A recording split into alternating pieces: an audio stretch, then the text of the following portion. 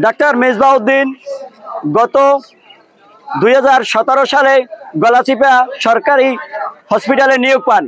নিয়োগ পাওয়ার পর থেকে বিভিন্ন আওয়ামী লীগের লোকদের সাথে আতাত করে, বিশেষ করে এমপি শাহজাদার আমলে সে 23 সালে পদোন্নতি নিয়ে দুর্নীতি করে 3বার তার এখান থেকে বদলি হয়, কিন্তু সেই বদলি সে দুর্নীতির মাধ্যমে টাকা দিয়ে ঘুষের মাধ্যমে সেই বদলিকে স্থগিত করে।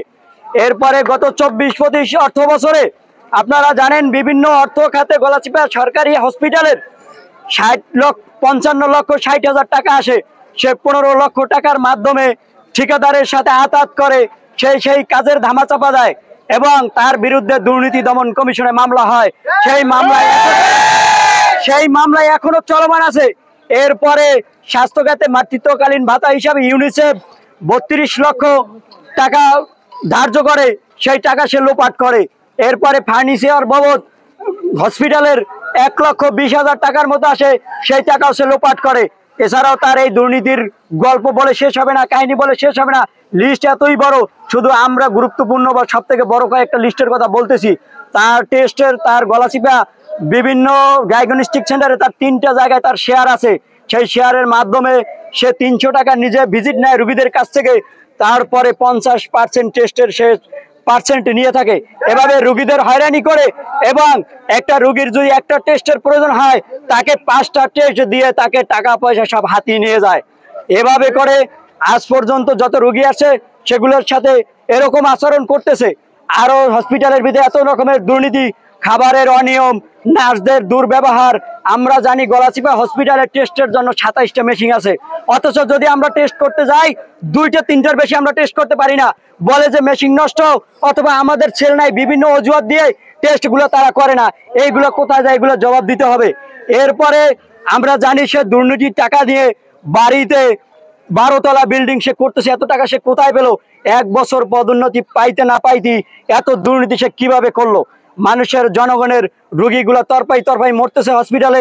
আমরা যখন আসি, মানবিক মানুষ যখন আসে তারা সহ্য করতে পারে না রুগীগুলো কিভাবে হসপিটালে মারা যায়, আর সে দুর্নীতি করে এতগুলো টাকা সে আত্মসাৎ করে নিয়েছে। হসপিটালে সে ঠিকমতো উপস্থিত থাকে না। বিভিন্ন সময় দেখা যায় 1 মাস, 2 দিন, 3 দিন, 10 দিন, 15 দিন পর্যন্ত সে অনুপস্থিত থাকে। এভাবে কিভাবে একটা হসপিটাল চলতে পারে? এমডি ডাক্তারের সংকট, বিভিন্ন ফার্নিচারের অভাব আছে, তারপরও যদি এরকম দুর্নীতি হয়, এরকম দুর্নীতিবাজ ডাক্তার আমরা আর চাই না। 24 ঘন্টার মধ্যে আমরা আলটিমেটাম দিয়ে যাচ্ছি, 48 ঘন্টার মধ্যে তার পদত্যাগ চাই। দোসরকে আমরা এই গলাচিপায় আর এক মুহূর্ত দেখতে চাই না। ফ্যাসিস্টের কথা যদি বলি, তিনি আওয়ামী লীগের এমপি SM শাহজাদার আমলে 500 কর্মী দিয়ে সে তাকে ভোট কারচুপিতে তিনি দামি নির্বাচনে সহযোগিতা করেছেন। এরকম একজন দুর্নীতিবাজ ডাক্তার আমরা গলাচিপার মানুষ আর এক মুহূর্তে দেখতে চাই না। আমরা আলটিমেটাম দিয়ে যাচ্ছি, 48 ঘন্টার মধ্যে তার পদত্যাগ চাই। তার পদত্যাগ না হওয়া পর্যন্ত আমাদের এই আন্দোলন চলবে। প্রয়োজনে আমরা এর থেকে আরো বেশি লাগাতার এবং কঠোর থেকে কঠোর আন্দোলনের ডাক দিব, আমরা কর্মসূচি ঘোষণা করব।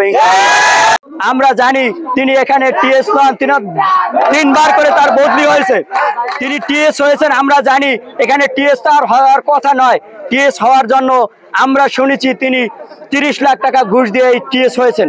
যতই ঘুষ দেওয়ার যায় দেব, এই পরিবর্তনের পরে এই সংস্কারের দেশে এরকম দুর্নীতিবাজ কোনো ডাক্তার আমাদের গলাচিপা হসপিটালে অন্তত থাকতে পারবে না। আমরা তাদেরকে দেখতে চাই না। তার 3বার বদলি হয়েছে, কিন্তু সে কারসাজির মাধ্যমে বিভিন্ন জায়গায় তদবির করে সে এখানে থেকে গেছে। আর এক মুহূর্ত আমরা তাকে দেখতে চাই না এবং সে থাকতে পারবে না। ছাত্র জনতা তা এখন আর মেনে নেবে না। আমরা 48